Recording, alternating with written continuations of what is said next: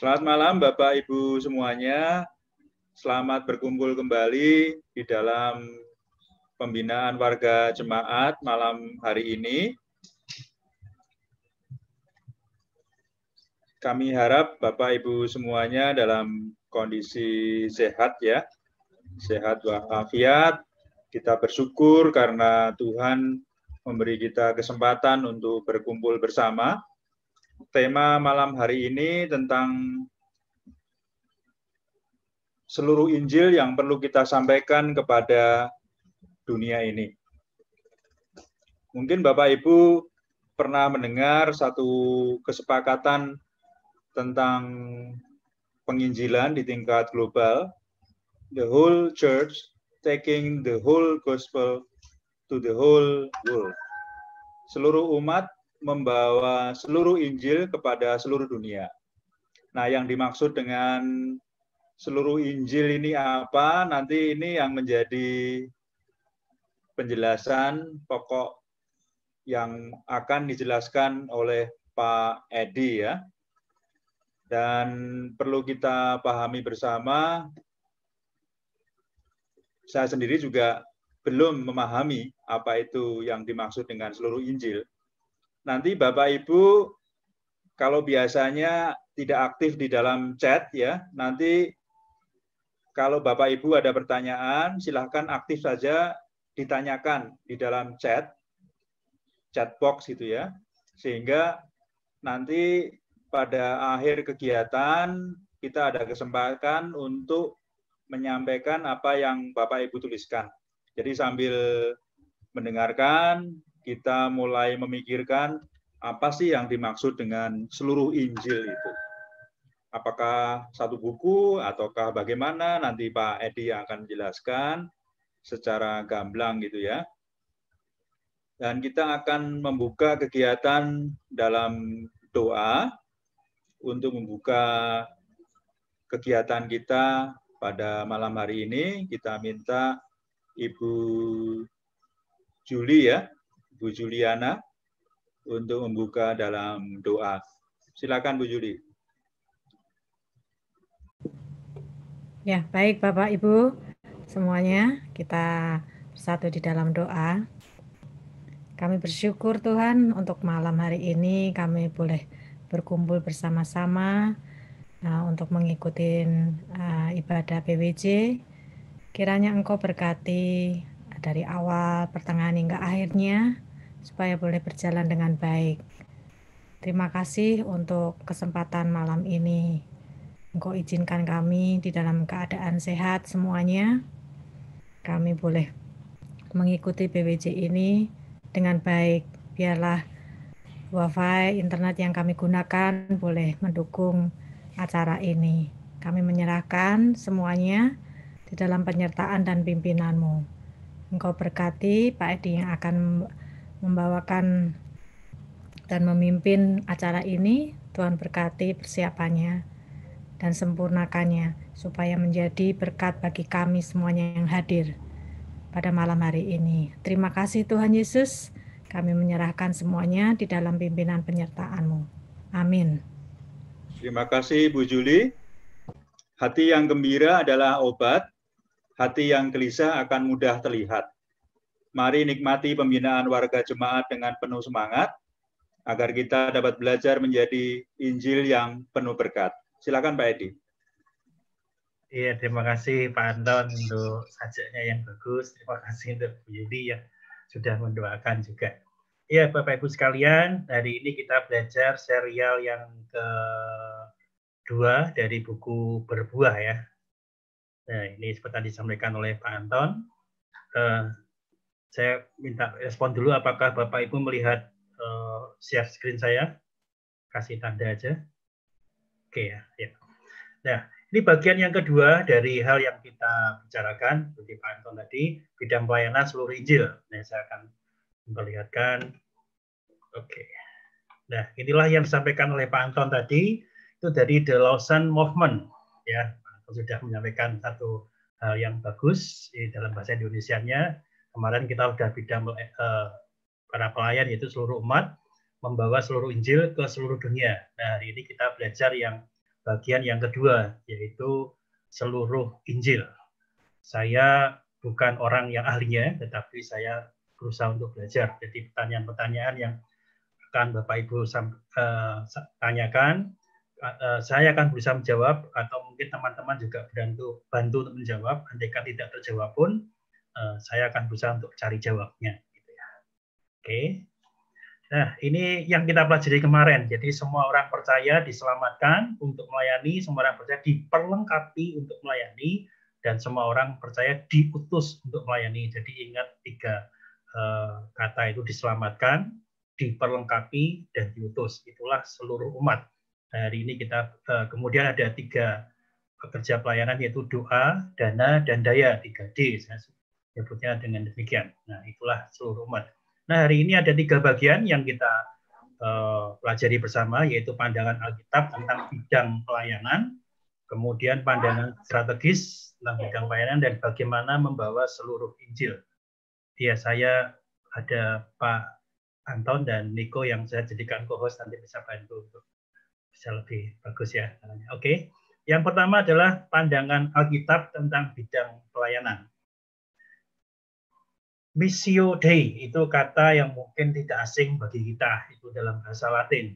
Artinya adalah misi Allah. Misi Allah ini artinya misi dimulai dari Tuhan. Misi Tuhan, misi Allah. Misi itu dimulai dari Tuhan sendiri. Jadi bukan kita. John Stott mengatakan demikian, misi berawal dari hati Tuhan dan dikomunikasikan dari hatinya kepada kita. Jadi awalnya dari Tuhan, kemudian dikomunikasikan dari hati Tuhan kepada kita. Inilah Missio Dei yang coba diformulasi oleh John Stott. Dan Missio Dei atau misi Allah atau misi Tuhan itu yang kedua, mencakup bidang-bidang yang diperhatikan Tuhan. Yang pertama jadi dimulai dari Tuhan, kemudian mencakup bidang-bidang yang diperhatikan Tuhan.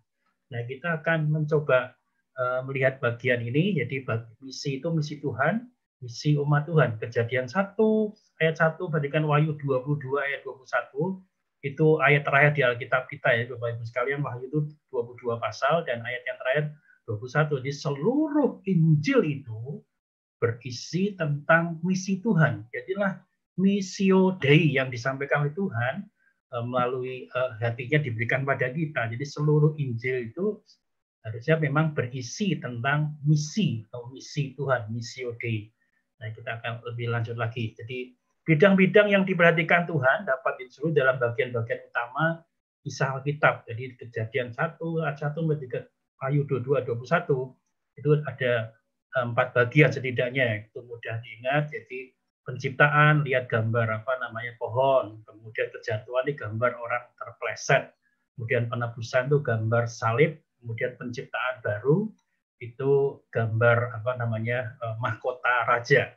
Dan ini pun juga sering dipakai untuk ada misi yang kita melakukan, misi singkat pada orang, itu ada warna-warna, itu salah satunya itu dibentuk dari model-model yang seperti ini. Penciptaan, kejatuhan, penebusan, dan penciptaan baru.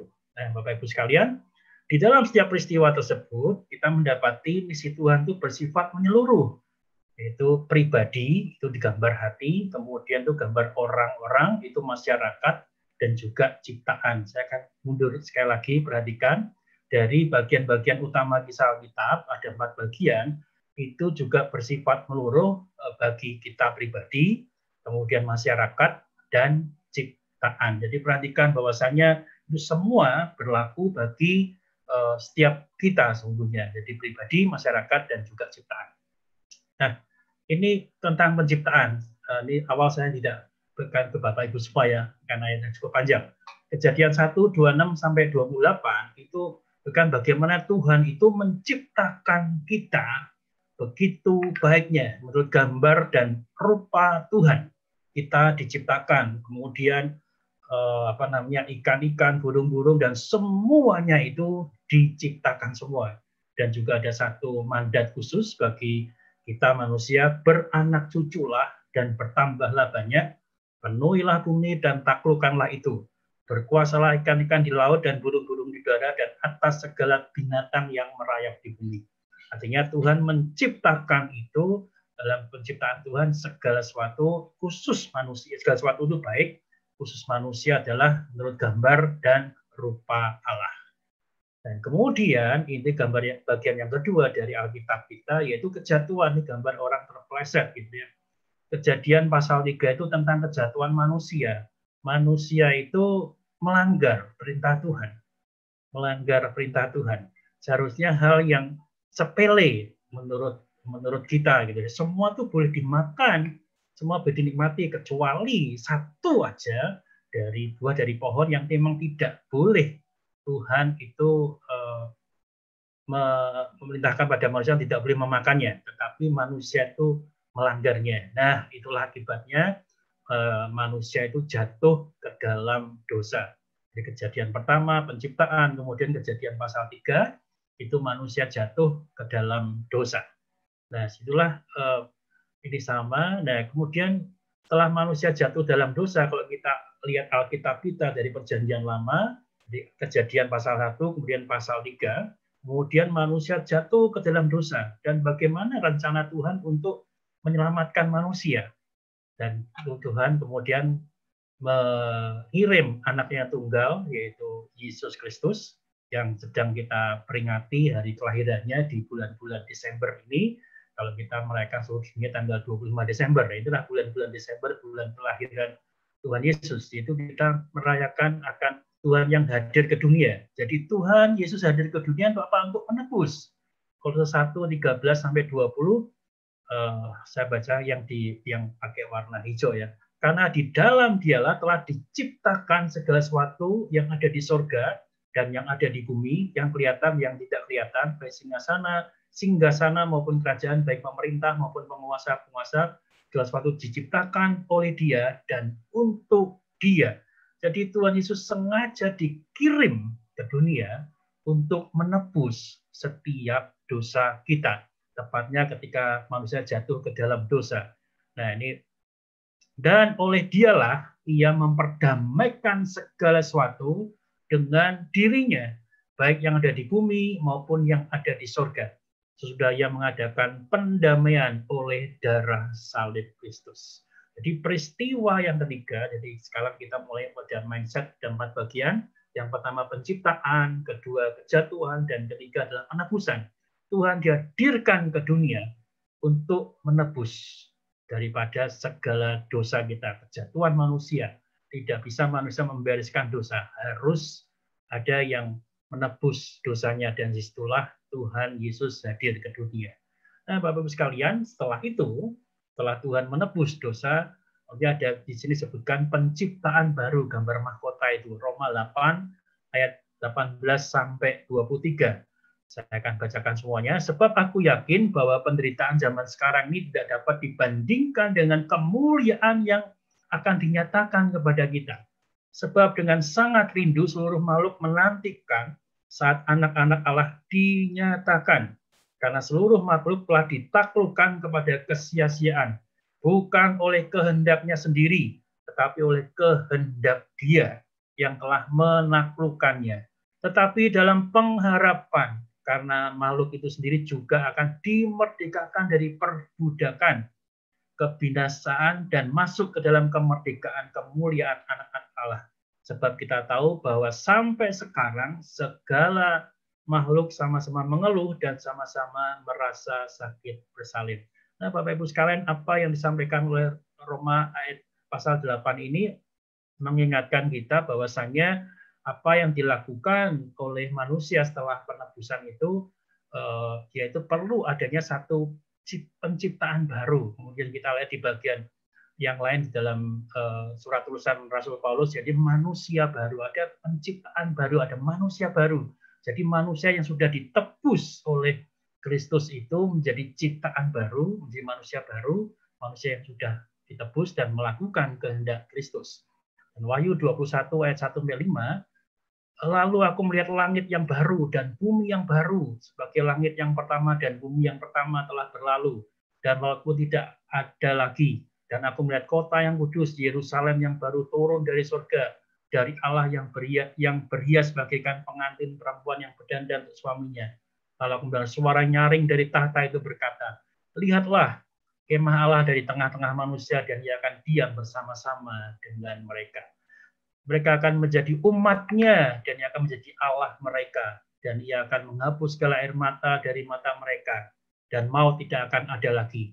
Tidak akan ada lagi perkabungan atau ratap tangis atau duka cita.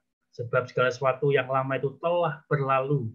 Dia yang dahulu di atas tahta itu berkata, lihatlah, menjadikan segala sesuatu baru. Dan firman-Nya, tuliskanlah, karena segala perkataan itu adalah tepat dan benar. Ya, kitab Wahyu banyak diyakini orang sebagai satu pewahyuan atau bersifat masa yang akan datang. Dan ini lebih mengingatkan kita kalau di ciptaan baru nanti ada Yerusalem yang baru, ada satu tempat yang baru bagi kita semua, yaitu yang disediakan oleh Tuhan, bukan di bumi, tapi katakan di bumi yang baru. Nah, itu di mana nanti ada hal yang khusus yang bisa dipelajari banyak di sana, karena sesungguhnya kita juga tidak mengerti bumi yang baru seperti apa, tapi kita coba mereka-reka. Tapi yang pasti bukan di bumi yang sekarang tinggal. Kalau bumi itu bagaimana bumi baru, nanti ada sekali lagi ada penafsiran di sana. Tapi yang pasti ini mengatakan pada kita bahwasanya ada satu kepastian bagi kita yang sudah menjadi ciptaan yang baru, menjadi orang yang tertebus oleh Tuhan. Kita menjadi ada penciptaan baru yang disediakan oleh Tuhan dan dipastikan kita akan mendapatkannya. Nah, Bapak Ibu sekalian, tadi ingat empat gambar tadi, gambar pohon, gambar orang jatuh, gambar salib, dan gambar mahkota. Dan gambar hati manusia itu sendiri, kemudian gambar orang-orang, masyarakat, dan gambar dunia. Sekali lagi ingat Kejadian, Ratu 1, dengan Wahyu 22, 21. Ini perlu kita ingat seluruh Injil. Cape Town Commitment yang mengatakan demikian. Ketiga bidang ini sudah rusak dan menderita. Maksudnya itu yang pribadi, masyarakat dan dunia sudah rusak dan menderita karena dosa. Ketiganya termasuk dalam kasih penebusan dan misi Tuhan. Ketiganya harus menjadi misi menyeluruh dari umat Tuhan. Jadi kita diingatkan lagi melalui Cape Town Commitment ini, manusia yang sudah jatuh dalam dosa ada penebusan Kristus, tetapi tidak semua itu belum tertebus. Dan pada dasarnya, baik itu pribadi, masyarakat, dan dunia itu adalah misi Tuhan, misi dari penebusan Tuhan sendiri.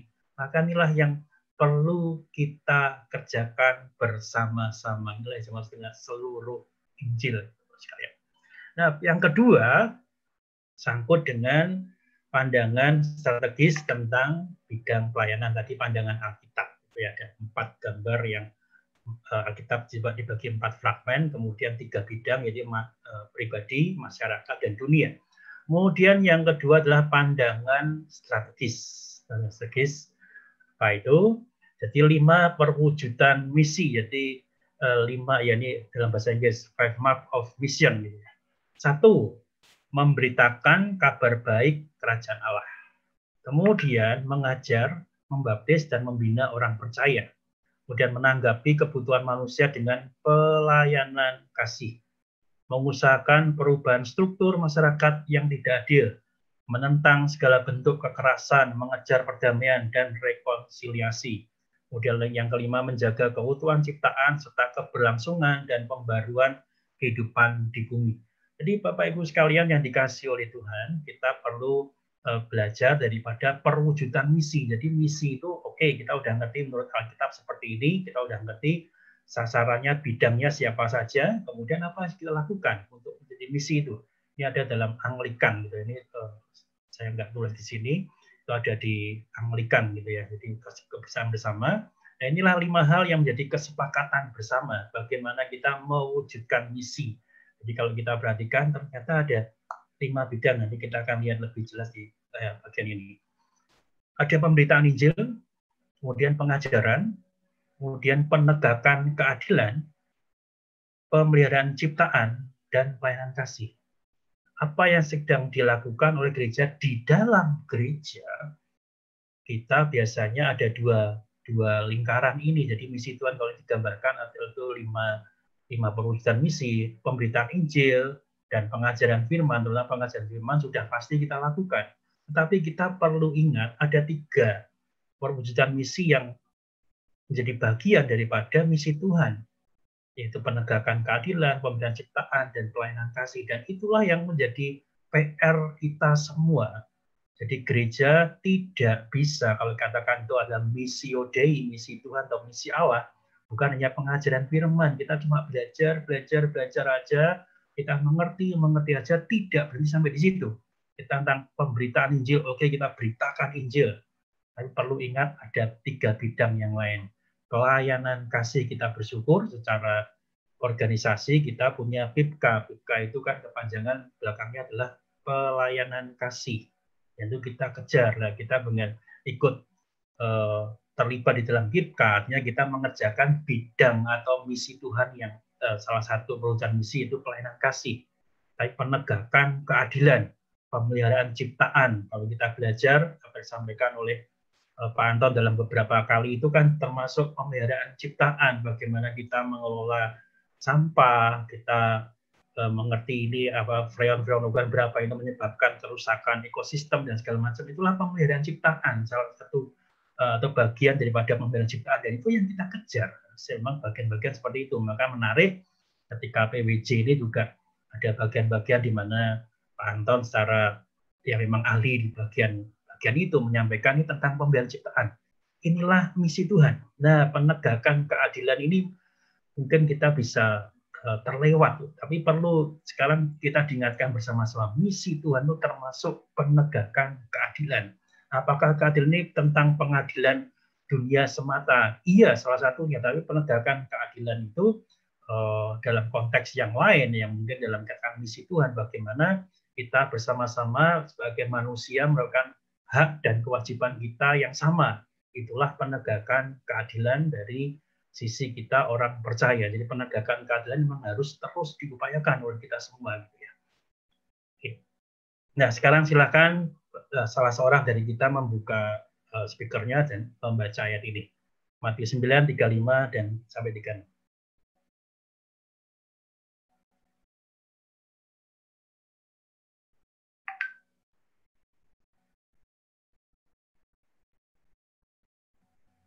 Saya Pak ya. Silakan Pak. Demikianlah Yesus berkeliling ke semua kota dan desa. Ia mengejar dalam rumah-rumah ibadat dan memberitakan Injil Kerajaan Surga serta melenyapkan segala penyakit dan kelemahan. Melihat orang banyak itu, tergeraklah hati Yesus oleh belas kasihan kepada mereka karena mereka lelah dan terlantar seperti domba yang tidak bergembala. Matius 9 ayat 35-36. Ya, terima kasih Pak Haji. Pak Haji sudah sehat? Puji Tuhan, Pak. Oke, amin. Senang Pak Haji sudah sehat lagi ya. Kemarin sempat enak badan. Drop, iya. Iya. Bapak Ibu perhatikan Matius pasal 9 ini bagaimana Yesus mengajarkan pada kita. Dia mengajar dalam rumah-rumah ibadat, memberitakan Injil Kerajaan Surga, melenyapkan segala sakit penyakit. Kemudian yang lain, tergeraklah hati Yesus oleh belas kasihan. Nah, Bapak-Ibu sekalian, ini adalah missio Dei. Di beberapa bagian termasuk di sana. Tetapi bukan hanya ini aja yang disampaikan oleh Tuhan Yesus. Tapi sedang kita belajar dari Matius 9, 35 sampai 36. Bagaimana missio Dei, bidang pelayanan itu dilakukan oleh Tuhan Yesus. Ini ada Henry Nouwen. Kata compassion atau belas kasihan diambil dari kata-kata bahasa Latin paticum, jadi pati dan cum, yang digabungkan berarti menderita bersama. Compassion atau belas kasihan mendorong kita pergi kepada yang terluka dan menderita, berbagi dalam ketakutan, kebingungan, kehancuran, dan kepedihan. Belas kasihan menantang kita untuk berduka dengan mereka yang berduka, menangis dengan mereka yang menangis, menjadi lemah dengan mereka yang lemah. Belas kasihan berarti menyelami secara penuh kondisi manusia. Nanti bisa dilihat 1 Korintus 9 ayat 19-22. Nah, Bapak Ibu sekalian, kalau Henry Nouwen mengingatkan kita, compassion itu berarti menderita bersama, merasakan, berempati. Itulah compassion. Jadi bukan sekedar kita memberikan sesuatu, tapi Henry Nouwen mereka lebih dalam. Jadi menantang kita berduka dengan mereka yang berduka. Tentu tidak mudah, tetapi inilah kalau kita bicara tentang compassion ya, kita menderita bersama dengan orang yang kita layani. Dan ini buat saya sangat masuk akal ketika Tuhan banyak compassion bagi kita. Bukankah Tuhan menderita bersama kita? Tuhan dari surga datang ke dunia. Kalau ini bicara konteks compassion, dia menderita bersama kita. Tuhan sudah mengajarkan satu misi yang baik bagi kita semua. Kalau ini tentang compassion, dia mau menderita bersama kita. Bapak Ibu sekalian, inilah yang menjadi tantangan kita semua. Bagaimana kita memahami compassion lebih baik lagi dalam misi Tuhan ini. Bagaimana hubungan tanggung jawab penginjilan dan pengajaran dengan tanggung jawab sosial dan ciptaan. Jadi kalau ini dibagi dua, yang bagian atas itu penginjilan dan pengajaran, kemudian 3 bagian bawah itu sosial dan ciptaan. Tentu kita bisa mengatakan ya kita nggak bisa lepas satu dengan lainnya. Tapi inilah yang coba digambarkan oleh Kang Byung gitu ya. Ini dalam Lausanne Commitment for World Evangelization ya. Tanggung jawab sosial merupakan, perhatikan, akibat dari penginjilan, jembatan bagi penginjilan, dan mitra dalam penginjilan. Jadi kalau kita bicara tentang tanggung jawab sosial, ya seharusnya yang idealnya itu akibat, jembatan, dan mitra dalam penginjilan. Inilah hubungan yang coba dirangkum di dalam Evangelism and Social Responsibility and Evangelical Commitment. Nah, Bapak Ibu sekalian, ini sangat baik untuk kita pahami.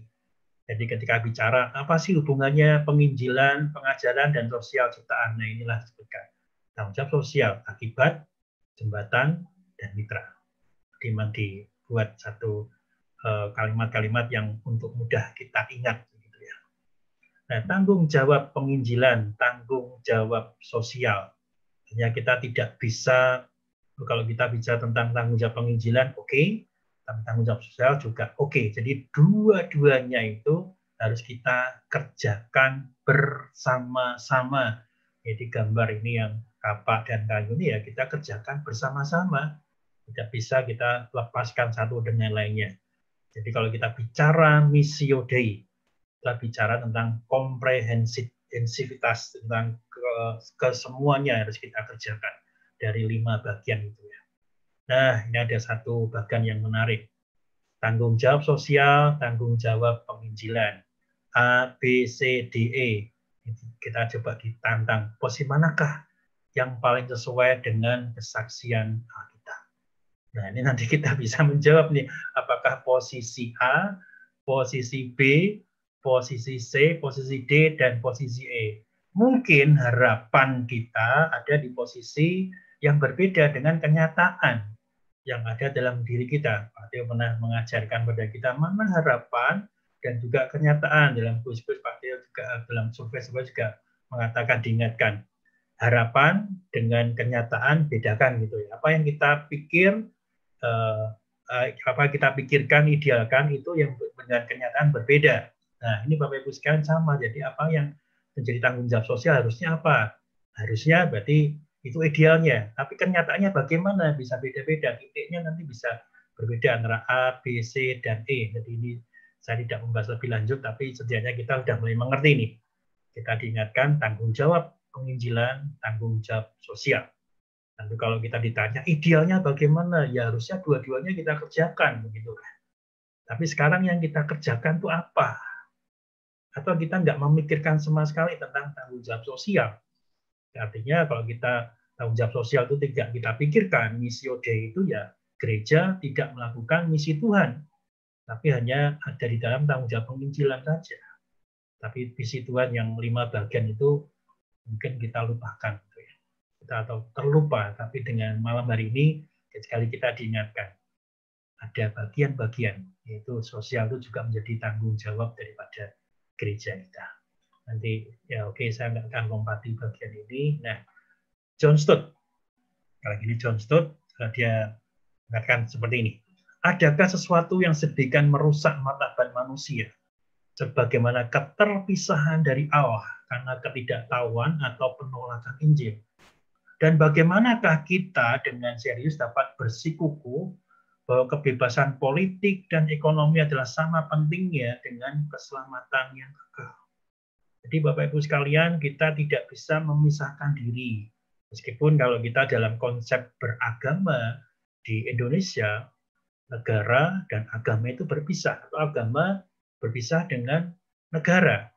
Itu yang kita sejarah sudah membuktikan bahwasanya ketika agama dan negara menjadi satu, agama seringkali justru menjadi lebih jahat daripada yang seharusnya menjadi ideal kita manusia. Dana yang masuk ke gereja, kita punya sejarah yang buruk. Dan masuk gereja kemudian dana itu dikirim untuk perang. Itulah sejarah daripada gereja kita.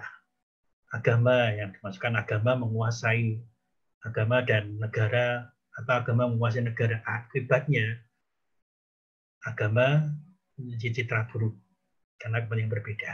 Nah, Bapak Ibu sekalian kasih Tuhan, tetapi kita tidak bisa lepas daripada politik, ekonomi, dan sosial seperti itu. Dan gereja harus berperan aktif. Dan inilah seninya kita melakukan Missio Dei.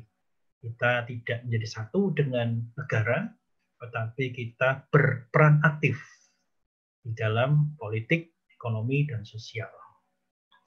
Nah, saya akan lompati bagian ini ya. Oke.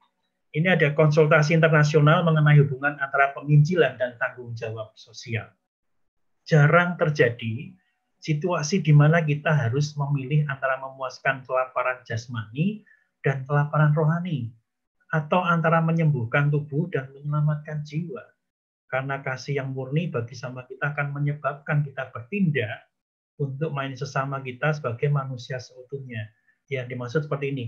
Kan kita tidak harus milih, kamu pilih kelaparan jasmani atau kelaparan rohani. Sebenarnya itu bukan pilihan. Betul bukan?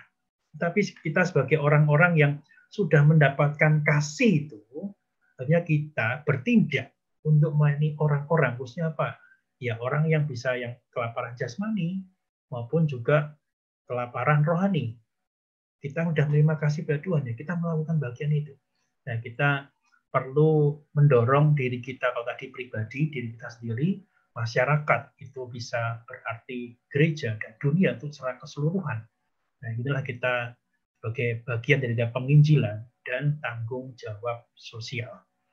Meskipun demikian, jika kita harus memilih, maka kita harus mengatakan bahwa kebutuhan yang pertama dan terakhir dari seluruh umat manusia adalah anugerah Yesus Kristus yang menyelamatkan.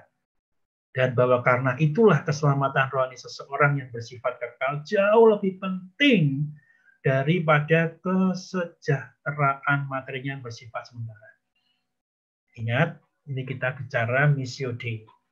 Jadi ujungnya adalah bagaimana kita menyadari anugerah Yesus Kristus yang menyelamatkan itu paling penting di dalam kehidupan manusia. Karena itu adalah bersifat kekal. Jadi Bapak Ibu sekalian, kita boleh melakukan tanggung jawab sosial dan sekali-kali semuanya kita lakukan. Tetapi kita ingat bahwasanya anugerah Yesus Kristus yang menyelamatkan itu bagian yang paling penting di dalam kehidupan kita. Kita bisa melakukan hal yang baik dalam kegiatan sosial. Tetapi kalau ujungnya hanya kegiatan sosial, ya berhenti sampai kita sosial. Tapi kalau kita punya Missio Dei, tentu kita mengerti ujungnya ini adalah anugerah Yesus Kristus yang menyelamatkan.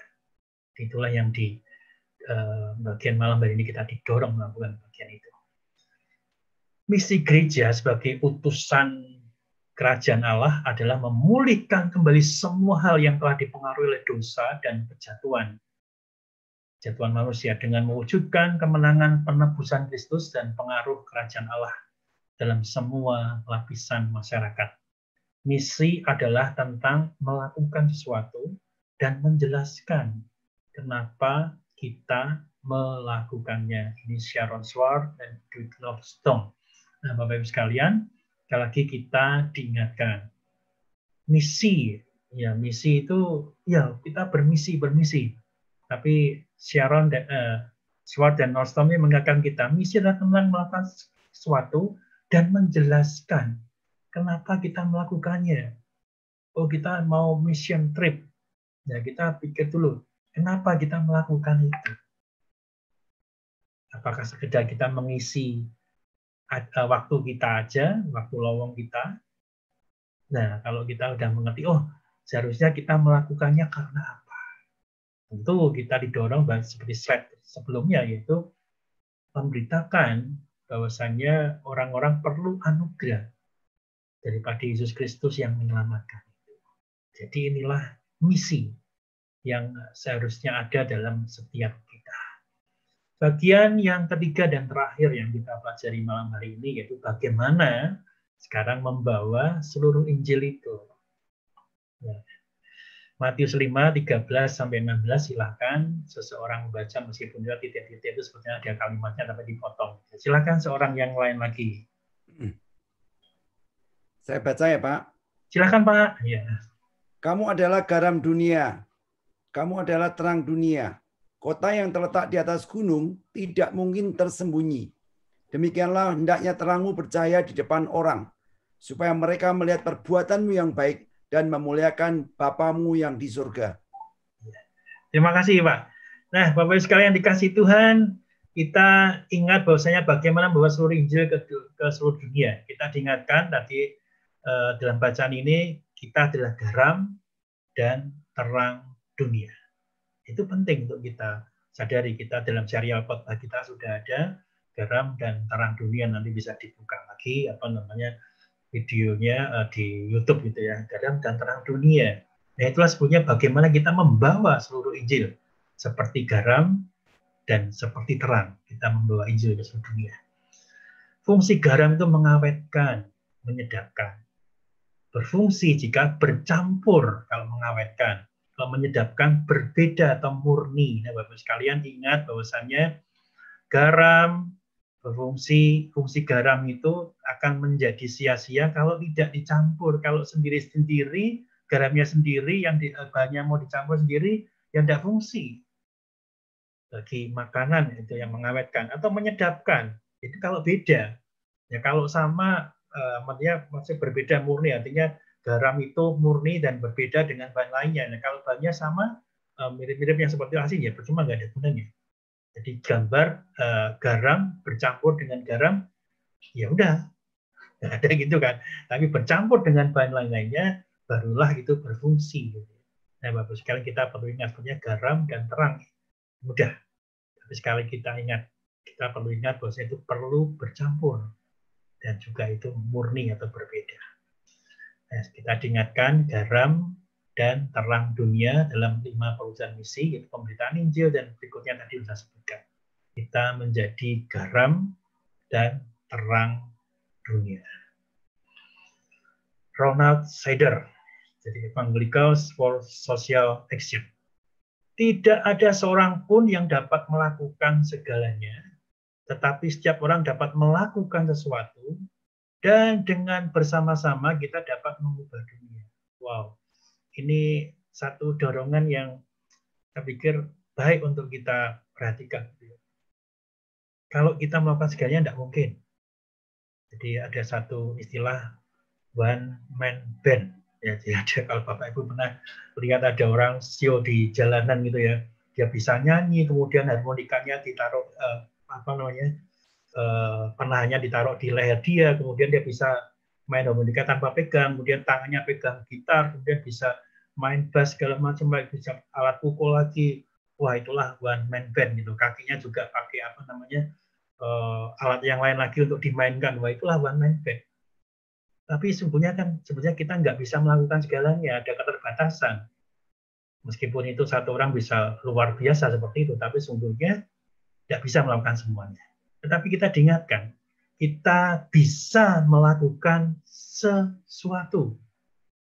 Dan kalau kita bersama-sama, kita dapat mengubah dunia.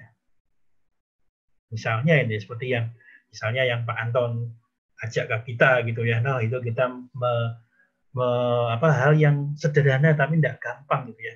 Memisahkan sampah itu dipisahkan, yang plastik, terus yang lain. Sederhana seperti itu kita lakukan. Dan dilakukan bersama-sama itu bisa mengubah daerah kita, mengubah Jakarta. Dan itu kan pernah dilakukan juga di Surabaya. Seingat saya Surabaya itu sampah itu ada bank sampahnya, di Malang juga ada bank sampah. Simpel aja kita lakukan. Kita melakukan sesuatu dan kalau kita lakukan bersama-sama itu dapat mengubah dunia. Kalau kita bisa menginjili seseorang, kita tidak berharap kita bisa menginjili semua orang, tapi kita lakukan apa bisa lakukan sesuatu. Tapi kalau kita lakukan bersama-sama itulah bisa kita mengubah dunia. Itu sesuatu yang sangat baik. 3 tindakan praktis. 1, mengenal tempat dan panggilan kita di dalam tubuh Kristus. Bapak Ibu sekalian, kita perlu sadar bahwa setiap kita itu punya karunia masing-masing. Karunia masing-masing. Temukan karunia kita. Pak Theo sudah pernah membawa kita pada karunia seperti ini, gitu ya. Nah, temukan karunia kita. Ketika kita menemukan karunia kita, nah, lakukan karunia itu. Oh ya, ternyata ini kita setelah kita ada alat bantu untuk kita menemukan tes karunia ini. Kemudian kita menemukan karunia itu, lakukan. Atau tanpa tes pun kita merasa, oh hati saya di sini, lakukan bagian itu. Itulah panggilan kita di dalam tubuh Kristus. Tidak ada setiap kita yang tidak berguna. Tidak ada setiap kita yang tidak mempunyai karunia apapun juga. Tidak ada. Karena firman Tuhan juga berkata ketika dia membagi talenta itu, ada 5, 2, dan 1. Tapi semuanya ada. Tidak ada yang kosong. Nah, tanggung jawabannya kepada Tuhan lagi, gitu kan, dalam ayat kita mengerti tentang talenta itu. Tapi sekali lagi kita harus mengenal tempat dan panggilan kita. Kemudian yang kedua, bergabung dengan anggota tubuh Kristus yang lain yang memiliki keterbebanan yang sama untuk saling meneguhkan dalam panggilan. Nah, Bapak-Ibu sekalian, ini kalau bergabung ini kasih contoh sederhana seperti jari kita aja. 5 jari, kenapa Tuhan menciptakan 5 jari? Tentunya ada maksud begitu kan. Kalau kita cuma punya jempol aja meskipun ini lebih gede pada yang lain, kita susah untuk mengangkat gelas susah, piring susah gitu kan. Kalau kita punya telunjuk saja satu, kita juga susah, cuma bisa nunjuk-nunjuk, tapi kita nggak bisa melakukan sesuatu. Tapi kalau kita punya 5 jari ini lengkap, meskipun ada yang gede, ada yang kecil, ada yang tinggi, dan yang lain dengan fungsi yang berbeda, tapi kita satukan, itu kita bergabung dengan yang lain, maka kita mempunyai satu hal yang lebih kuat daripada yang sekarang kita miliki. Karena kita bergabung. Tapi yang lain juga kita perlu berhubungan dengan kelompok tubuh Kristus yang memiliki keterbebanan yang berbeda untuk saling melengkapi dalam membahas seluruh Injil. Kalau tubuh kita tangan semua kan lucu. Ada kaki yang mau berjalan. Ada tubuh kita. Ada jantung di sana yang terus bekerja, tidak pernah berhenti, ada paru-paru, dan semuanya punya hubungan satu dengan lainnya. Di bagian kepala ada otak yang memudahkan kita untuk melihat, untuk mengecap, untuk membau, untuk merasakan, untuk melakukan, dan itu semua kita berhubungan satu dengan yang lain. Berbeda, iya, tapi kita perlu berhubungan satu dengan yang lain.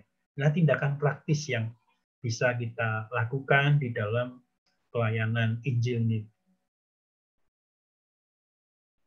Silakan seorang kembali membaca bagian ini, meski tadi sudah dibaca, tapi ini lebih lengkap lagi. Matius 5, 13 ayat sampai 16. Silakan seorang lain lagi gitu ya. Lebih lengkap.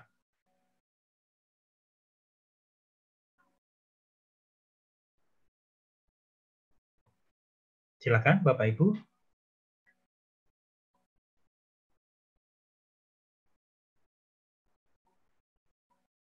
Oke ya.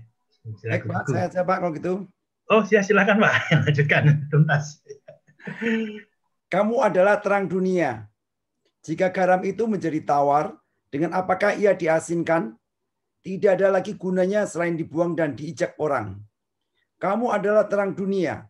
Kota yang terletak di atas gunung tidak mungkin tersembunyi. Lagi pula orang tidak menyalakan pelita lalu meletakkannya di bawah gantang, melainkan di atas kaki dian, sehingga menerangi semua orang yang di dalam rumah itu. Demikianlah hendaknya terangmu bercahaya di depan orang, supaya mereka melihat perbuatanmu yang baik dan memuliakan Bapamu yang di surga. Iya. Terima kasih, Pak. Bapak Ibu sekalian perhatikan, tadi kan pakai titik-titik nggak dibacakan. Kamu adalah terang dunia. Nah, sekarang kita dibukakan yang selanjutnya. Jika garam itu menjadi tawar, tidak ada gunanya, bukan? Kalau kita menjadi terang dunia, tapi itu tersembunyi yang nggak ada gunanya, maksudnya seperti itu. Nah, makanya kita harus melakukan segala hal seperti garam dan terang. Nah, inilah Bapak Ibu sekalian di slide yang terakhir tadi sekaligus menutup bagian kita di malam hari ini. Silakan kalau ada pertanyaan atau mau berdiskusi, saya kembalikan kepada Pak Anton. Pas ini masih 47 ya, kita kelewatan 2 menit aja. Silakan Pak Anton. Terima kasih Pak Edi. Satu penjelasan yang menarik ya, sangat jelas. Tetapi sampai sekarang belum ada yang nulis ini, mau berkomentar atau bertanya gitu ya. Apakah di antara Bapak Ibu ada yang ingin secara verbal langsung bertanya? Silahkan saja. Sepertinya Bu Kristina sudah membuka mikrofonnya ya. Silakan Bu Kristina.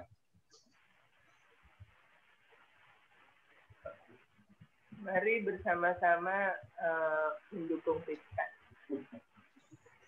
Pak Edi, saya ada pertanyaan. Ya Pak Yan. Ya, tentang misi Tuhan itu penegakan keadilan. Prakteknya gimana sih sebetulnya Pak? Karena penegakan keadilan ini kan kadang-kadang berpikirnya berpolitik gitu. Tapi prakteknya kira-kira gimana Pak? Kalau yang yang harus kita lakukan? Keterlibatan kita itu dalam hal penegakan keadilan itu seperti apa? Terima kasih Pak Yan. Pertanyaan yang sangat bagus itu Pak Edi. Jadi Mennonite itu kan seringkali dianggap sebagai komunitas yang menjauhi politik ya. Nah ini gimana sikap Mennonite atau sikap kita ya sebagai jemaat Tuhan? Silakan Pak Edi. Ya, pertanyaannya bagus. Mari kita dukung Bibka tadi pernyataannya, ya kita dukung Bibka. Dan selamat ulang tahun buat Bu Kristina yang kemarin berulang tahun ya Bu. Oh 2 hari yang lalu berulang tahun. Nah, kalau bagaimana menjawab tentang menegakkan keadilan. Saya bukan praktisi hukum. Tetapi sekali lagi firman Tuhan juga mengingatkan kita bagaimana kita menegakkan keadilan dalam versi Alkitab bisa lakukan. Ketika ada yang memang harusnya pakai pakaian, tapi dia telanjang, kita beri pakaian. Ada orang yang harusnya makan, tapi dia kelaparan. Kita memberikan dia makan. Itulah penegakan keadilan. Apa menjadi hak manusia? Setiap orang yang harusnya menjadi bagian yang paling hakiki dalam kehidupan dia, tapi dia tidak mendapatkannya ketika kita memberikan kepada dia. Bagi saya itu termasuk menegakkan keadilan. Politik juga termasuk keadilan.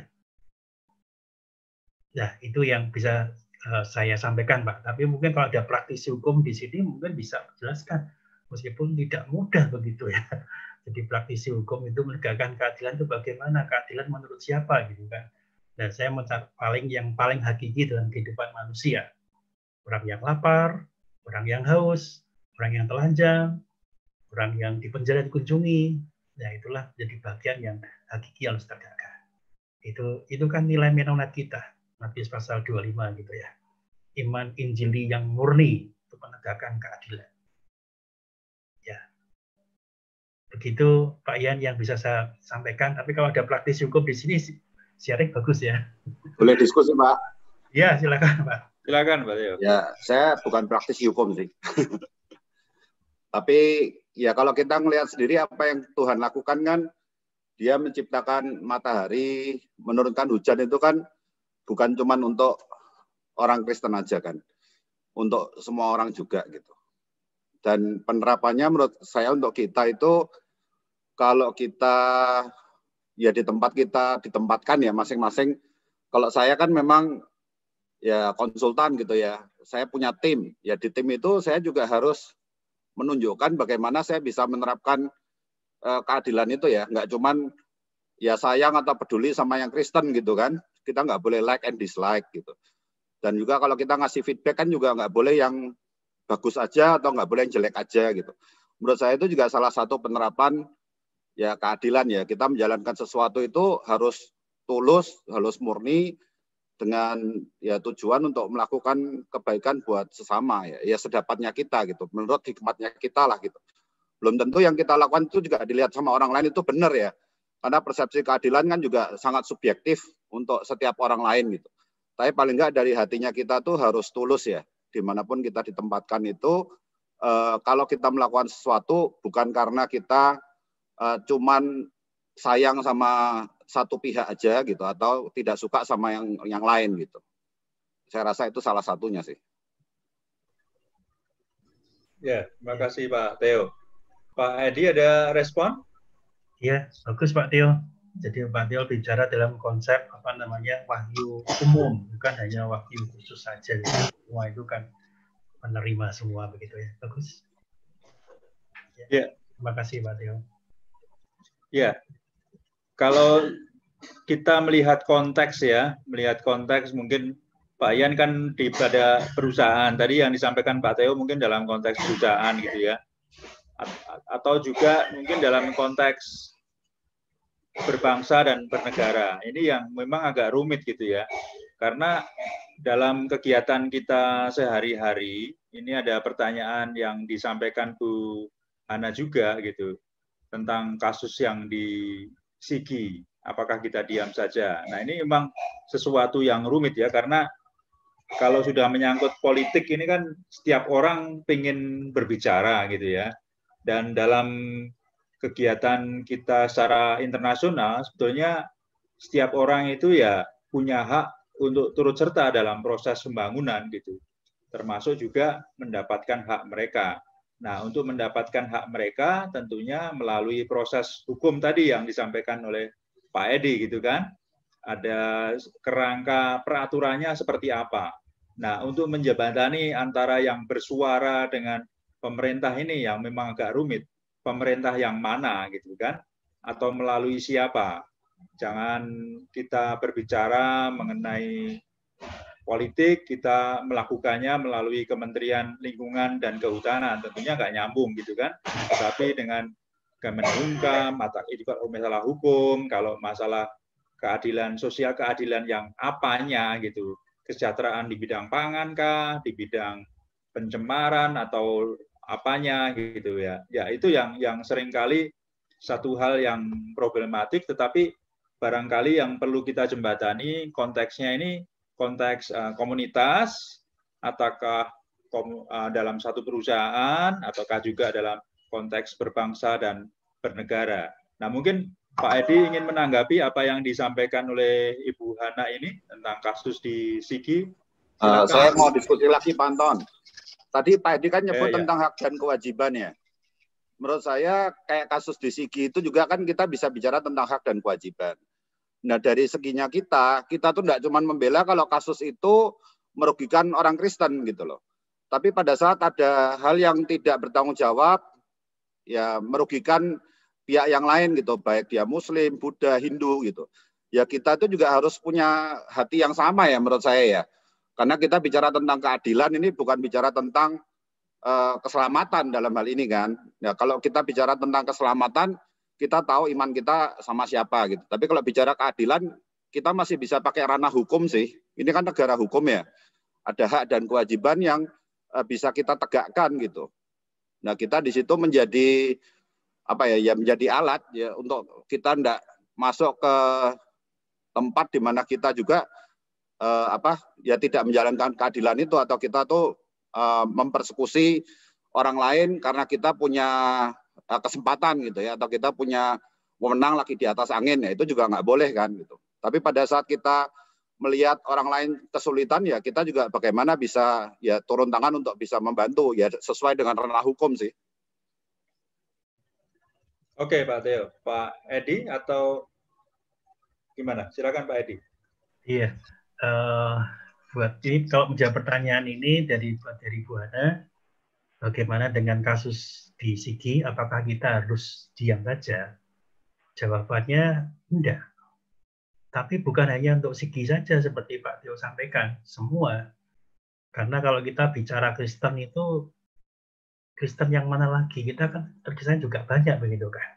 Jadi sebenarnya kita bicara satu kelompok masyarakat, itu bukan bicara tentang kita, tapi tentang orang lain. Meskipun itu GKMI kan bukan pengharapan, kita ngomong seperti itu juga gitu kan. Tapi artinya perhatian kita pada siapapun harus kita lakukan. Nah, bagaimana masalahnya? Bagaimana kita itu bergerak? Satu, kita mendoakan. Kedua, ingat kalau memang kita punya tim yang lain yaitu MDS gitu. Kalau ada bencana gitu kan support langsung datang ke tempat, lah kita support dia. Kita mungkin nggak bisa datang tapi kita bisa mensupport dia. Nah, bagaimana penanganan di Sigi tentang ini kan menyangkut teroris juga gitu ya.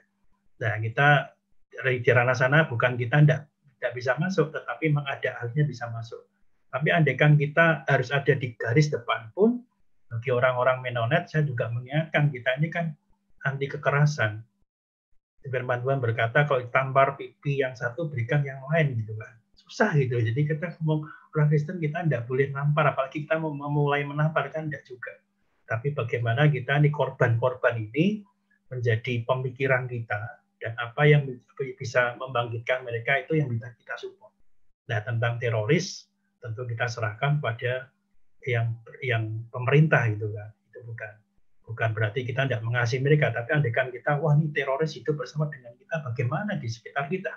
Ini pun ada kesulitan untuk kita bicara seperti kita gamang gitu. Ini ngomong salah, tidak ngomong salah, tapi kenyataan kita harus hidup di dekat mereka itu tidak mudah, itu ada ketakutan, ada hal yang seperti kita diteror, tapi bagaimana kita menyikapi dengan baik. Yang pasti kita mendoakan apa yang menjadi misalnya itu rumahnya dirusak, dibakar, apakah itu bisa dibangkitkan lagi. Kemudian kita bisa mengirim atau kita menjadi garda terdepan, kita membangkitkan efek psikologis bagi mereka kan nggak mudah. Itu keluarga yang melihat bagaimana keluarganya itu dibantai itu kan ada dampak psikologis yang besar. Nah, kalau kita ada tim ahli ngirim ke sana, itu terapi yang enggak waktu yang pendek, tapi waktu yang panjang juga. Atau orangnya ada di sana, kita panggil ke Jakarta untuk diterapi seperti itu, untuk menghilangkan trauma. Itu yang bisa kita lakukan, menurut saya seperti itu. Jadi kita tidak boleh diam saja, tetapi kita bisa melakukan sesuatu. Kalau kita bisa pikirkan bersama-sama, itu jauh lebih bagus. Ya begitu Pak Anton. Semoga Bu Hana, kalau Bu Hana bisa ngomong ya nggak apa-apa menanggapi. Bagus Bu pertanyaannya Bu. Ya terima kasih Pak Edi. Mungkin Bu Hana ingin merespon lagi atau ada respon dari Bapak Ibu yang lain? Ya saya terima kasih karena ya itu kalau bilang berikan tampar pipi kiri, berikan pipi kanan, Yesus kita gimana gitu tadinya. Tapi baik penjelasan Pak Edi saya tahu, saya bisa menangkap. Terima kasih. Saya tambahkan aja ya. Kebetulan kita kan pasti punya grup-grup WA gitu ya, banyak teman-teman dengan latar belakang yang lain. Pak, bisa lebih dekat ke mikrofon Pak, supaya bisa lebih jelas Pak. Oh iya. Jadi di grup-grup WA itu menarik gitu. Misalnya kasus Sigi gitu ya. Itu menariknya adalah sampai mereka bilang, ini mana sih orang-orang Kristen suaranya mana gitu. Tidak terdengar gitu. Terus ada yang bilang, tapi ini nih hanya Romo siapa gitu yang menyampaikan gitu. Tapi di lain pihak kasus Sigi itu orang-orang yang saya lihat di media sosial, orang-orang sepupu-sepupu kita dari yang ini, wah itu keras bahkan mengkritiknya gitu, menyampaikan opini gitu. Nah itu yang kemudian yang sering terjadi, orang Kristen melakukan gitu, mungkin yang tadi ya, MDS gitu ya. Tetapi advokasi itu tidak ada gitu. Jadi tidak kelihatan advokasi itu. Nah itu tadi kalau kita bicara mau masalah apa? apalagi kalau masalah dengan orang asing ya, saudara sepupu, atau masalah misalnya itu orang yang ngomong soal speaker itu langsung di penjara gitu. Terus kemudian masalah sisi, masalah apa, itu kita nggak kedengeran gitu. Nah itulah yang kemudian menjadi timpang gitu. Sehingga kita seperti hidup dalam satu dunia tersendiri gitu. Nah itu yang sekarang ini cukup dikritik gitu teman-teman saya di grup-grup WA itu. Malah ada pendeta yang ngurusin Trump di Amerika gitu. Nah itu menjadi isu lagi itu. Nah ini malah ada pendeta bukan ngurusin sisi advokasi, malah ngurusin Trump yang di Amerika gitu. Dan pakai nubuat lagi gitu. Nanti Januari yang menang Trump gitu ya, misalnya gitu. Nah, seperti case-case itu justru akhirnya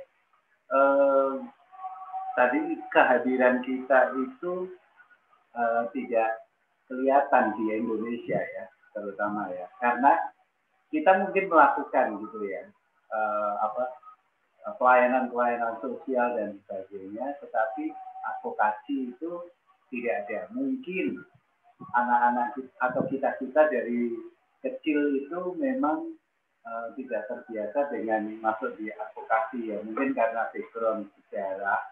Ya udahlah, kalian itu mungkin orang yang sedikit, jadi ya udahlah ngalah gitu. Ini sehingga advokasi sudah terbiasa, sehingga itu menjadi dunia yang tidak tidak dijalankan oleh generasi-generasi kita dan mungkin generasi anak-anak kita juga gitu. Itu sih ya, nggak ini sulit lah, saya tahu ini, tapi kesadaran itu sekarang harusnya mulai dimunculin gitu, karena advokasi itu kita menjadi tiada suaranya. Jadi kita itu mau siapapun yang dipersekusi gitu, ya udah kita diem aja gitu. Itu sih. Ya, terima kasih Pak Yan. Satu perbincangan yang menarik ya, yang luas gitu, yang dimaksud dengan seluruh Injil tadi sudah disampaikan oleh Pak Edi pesannya. Cuman dalam prakteknya memang satu hal yang kompleks gitu ya. Tadi kan ada concern ya, ada perhatian, ada satu perbincangan yang perlu kita telusuri lagi, terutama di bidang politik ini, yang seringkali juga membuat kita ragu-ragu ya, apakah ini sesuai dengan kehendak Tuhan atau tidak.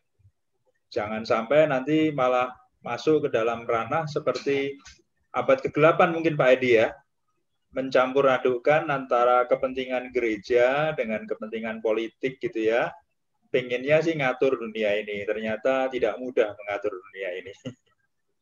Ya, berhubung waktunya terbatas ya, kalau Bapak Ibu memang tertarik untuk membahas lebih lanjut, mungkin kita bisa ada satu tema tertentu yang fokus kepada hubungan antara politik dengan penginjilan seperti apa. Mungkin jika Bapak Ibu ada yang menguasai bidang ini, kita juga senang ya mendengarkan bagaimana pesan dan kesan dan apa yang harus kita lakukan di dalam kita bersikap, di dalam kita memberikan advokasi seperti tadi yang disampaikan oleh Pak Jan gitu ya, dalam kehidupan kita sehari-hari, dan juga berlaku secara adil tanpa memandang suku, agama, ras dan lain sebagainya gitu ya.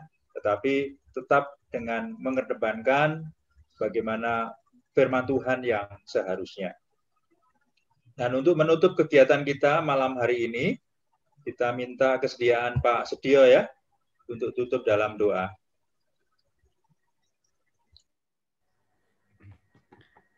Baik Bapak Ibu, mari kita bersama-sama berdoa. Tuhan Yesus, Allah Bapa kami yang di surga, kami sungguh mengucap syukur dan terima kasih kepada-Mu Tuhan. Kalau pada malam hari ini kami bersama-sama menerima untuk mengikuti ibadah pembinaan warga jemaat GKMI Pengharapan Kelapa Gading dengan tema Missio Dei yang sudah disampaikan oleh Bapak Edi. Kami bersyukur Tuhan, biarlah melalui pembinaan warga ini Tuhan, kami akan semakin Engkau kuatkan dan kami akan semakin Engkau dewasakan, dan kami juga bisa melalui talenta-talenta yang sudah Tuhan berikan kepada kami bisa terlibat di dalam mengubah lingkungan kami untuk selalu bergabung dengan saudara-saudara kami yang tubuh Kristus yang lain yang memiliki keterbebanan Tuhan untuk bersama-sama melayani Engkau Tuhan. Sungguh Bapa, kami mensyukur Tuhan, dan biarlah kiranya melalui pembinaan ini kami akan semakin hari kami akan semakin dewasa. Kami juga berdoa untuk Pak Edi yang sudah menyampaikan memberitakan ini Tuhan, biarlah kiranya Engkau juga berkati, Kau beri kesehatan, kekuatan, dan Engkau sendiri juga akan memberkati kami semua Tuhan. Setiap orang-orang percaya dan setiap anak-anak-Mu yang malam ini boleh bersama-sama untuk mengikuti acara ini. Kiranya Engkau berikan kesehatan, kekuatan, dan roh hikmat-Mu. Terima kasih Bapa. Di dalam nama-Mu Yesus Kristus, kami sudah berdoa dan mengucap syukur. Amin.